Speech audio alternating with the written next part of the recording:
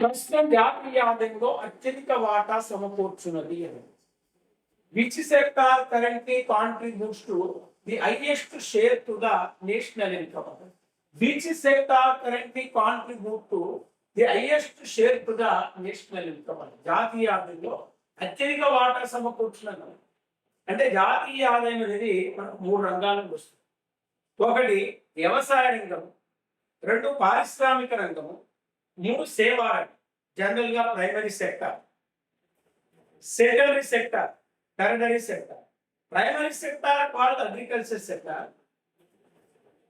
secondary sector called industrial sector, tertiary sector called service sector.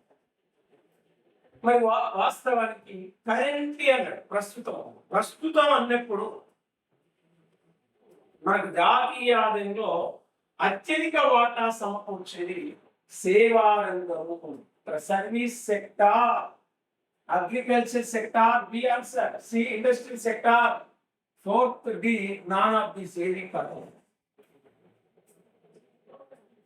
50% ఏమో జాతీయ ఆదాయం సేవా రంగమే సమకూర్చుంది.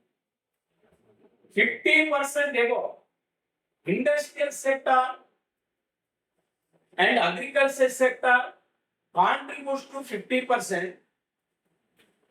Remaining 50% contribute to service sector.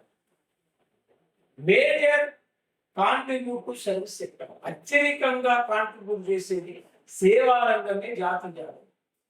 అంటే జాతీయ ఆదాయంలో అతిపెద్ద వాటాను సేవా రంగం కలిగి.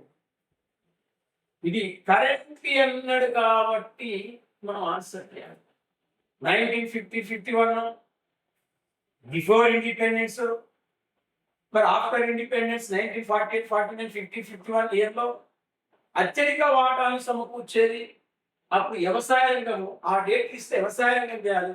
ప్రస్తుతం అన్నప్పుడు మాత్రం వ్యవసాయం చేయకూడదు, ఓన్లీ సేవా రంగాన్ని మాత్రమే ఆన్సర్ గా పరిగణలోకి తీసుకోవాలి. సర్వీస్ సెక్టార్ మాత్రమే తీసుకోవాలి.